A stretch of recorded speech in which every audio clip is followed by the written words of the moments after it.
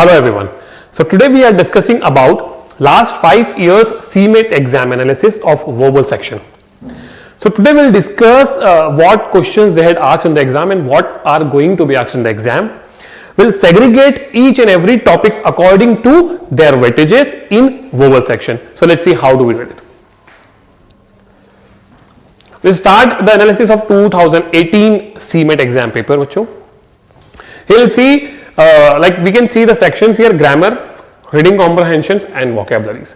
अब एक्चुअली मैंने इनको कैसे सेग्रीगेट किया है बच्चों, मैंने ग्रामर सेक्शन में ग्रामर के टॉपिक डाले हैं, आरसीज में आरसी के क्वेश्चंस और वोकैबुलरीज में वोकैबुलरीज के क्वेश्चंस. ठीक है, सो हम पहले देखते हैं जो लाइक रीडिंग कॉम्प्रहेंशन हमें ज्यादा दिख रहा है.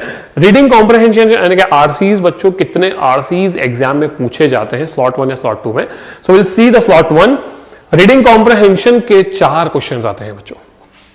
हम लोगों को पता होता है कि इसका स्कोर क्या होता है. ठीक है, एक आरसी में 3 से 4 क्वेश्चंस पूछे जाते हैं और 4 आरसी पूछे जाते हैं. अगर मैं 4 क्वेश्चंस को भी कंसीडर करता हूं एक आरसी में, तो मुझे 16 क्वेश्चन जो पूछे जाते हैं वो आरसी से पूछे जाते हैं. मतलब अभी हम लोग 2018 को डिस्कस कर रहे हैं बच्चों, तो 2018 में 16 क्वेश्चंस आरसी के पूछे गए थे. एक क्वेश्चन में 4 क्वेश्चन पूछते हैं, यानी कि आरसी का एक क्वेश्चन और उसमें 4 क्वेश्चन पूछे जाते हैं. Let's see the next topic, जो वोकैबुलरीज. मतलब आरसी के अलावा अब जो पूछा गया था वर्बल सेक्शन में वो थे मेरे वोकैबुलरीज.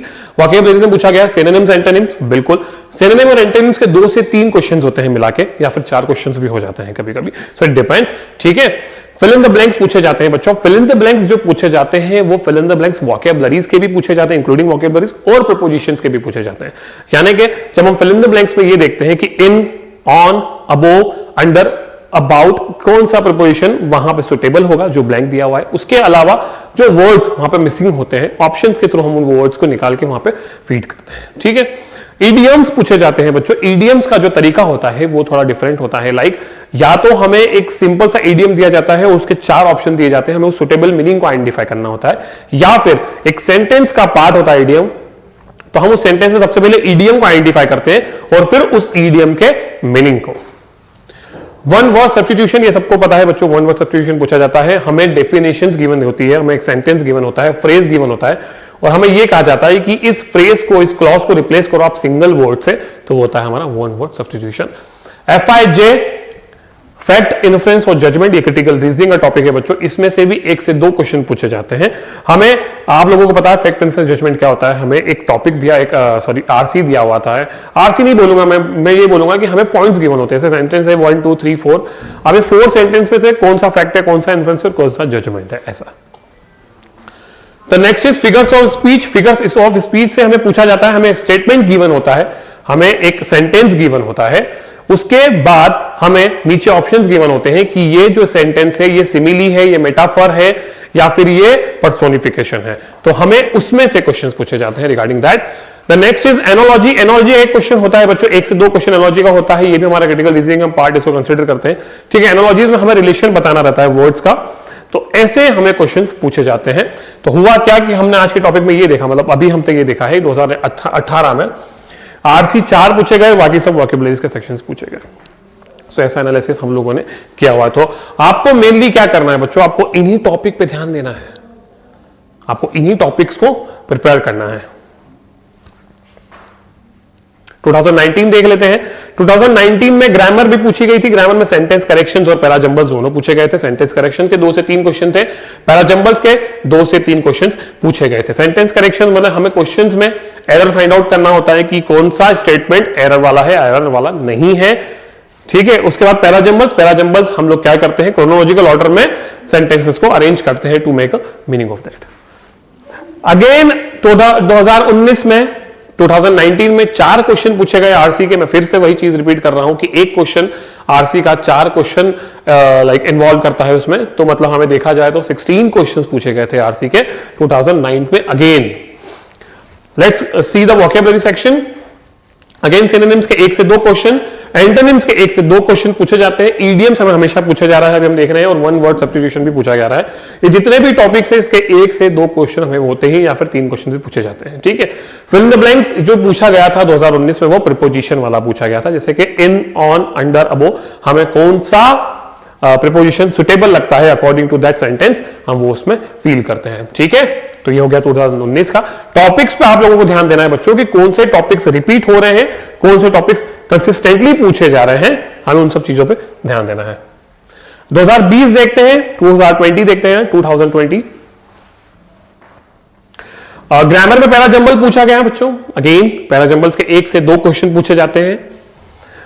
रीडिंग कॉम्प्रहेंशन जो पूछा गया था 2020 में वो एक ही पूछा गया था, ठीक है।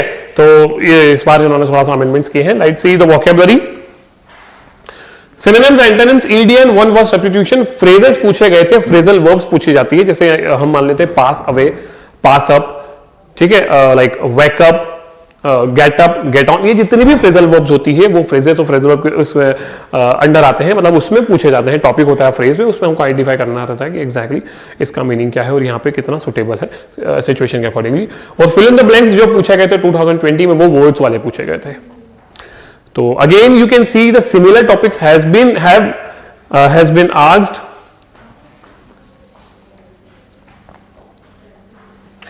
लेट्स सी 2021 ग्रामर में एरर, सेंटेंस करेक्शन या सेंटेंस क्लियर एंड प्रिसाइज। हमें ये जो नया टॉपिक है सेंटेंस क्लियर एंड प्रिसाइज है, मतलब हमें लाइक एक स्टेटमेंट बढ़ा दिया रहता है, उसके साथ हमें 4 ऑप्शंस गिवन होते हैं। वो चारों ऑप्शंस में से मतलब कहीं ना कहीं वो ब्लैंक है, स्टेटमेंट ब्लैंक है हमारा, तो हमें चारों ऑप्शंस में से कोई सा प्रिसाइज और कॉन्साइज जो हमें लगता है कि स्टेटमेंट है या क्लॉज है, हमें उसको वहां पे फीड करना रहता है। Error we all know, we have to identify the error in the sentence. कौन सा सेंटेंस एरर वाला है हमको उसको आइडेंटिफाई करना होता है, we have to omit that. RC फिर से 4 पूछे गए 2021 में बच्चों, ठीक है, इस पे ध्यान देना है आप लोगों को। वोकैबुलरीज हम देख लेते हैं क्या क्या पूछा गया 2021 में। ईडियम्स अगेन 2 से 3 क्वेश्चंस, एंटोनिम्स के 2 से 3 क्वेश्चंस, वन वर्ड सब्स्टिट्यूशन पूछा ही जा रहा है गाइस, ये हमको ध्यान देना है। और फिल इन द ब्लैंक्स इस बार वर्ड्स वाला हो गया, यानी कि हमें वोकैबुलरी वहां पे फीड करनी है। इसमें फिल इन द ब्लैंक्स में क्या होता है बच्चों, हमें 2 ब्लैंक भी गिवन होते हैं एक ही स्टेटमेंट में, या फिर 1 ब्लैंक होता है, तो हमें उसके अकॉर्डिंगली वर्ड्स को मैच करना रहता है। ओके तो अभी जो 2022 निकला है बच्चों, 2022 में कौन सा क्या क्या पूछा गया हमने ये देख लेते हैं पेपर के एनालिसिस में। ग्रामर बिल्कुल पूछे गए, सेंटेंस करेक्शंस के 2 से 3 क्वेश्चन पूछे गए हैं। डायरेक्ट स्पीच और इनडायरेक्ट स्पीच, हमें इसमें स्टेटमेंट गिवन था, उसमें हमको इनडायरेक्ट स्पीच में उसको चेंज करना रहता है, तो हमें वो पूछा गया है। करेक्ट फ्रेज हमें सिलेक्ट करना है, जो ग्रामेटिकली करेक्ट फ्रेज होता है, जो कॉन्साइज है, प्रिसाइज और मीनिंगफुल है, वो हमें सिलेक्ट करना होता है। और पैराजंबल्स अगेन 2 से 3 पूछे गए हैं। रीडिंग कॉम्प्रहेंशन 2020 स्लॉट 1 में हमारे पास एक ही पूछा गया है। वोकैबुलरीज देख लेते हैं। वोकैबुलरीज में FIB fill in the blanks पूछा गया है, प्रीपोजिशंस में सिनोनिम्स एंटोनिम्स पूछे गए हैं, इडियम्स पूछे गए हैं, वन वर्ड सब्स्टिट्यूशन पूछा गया है।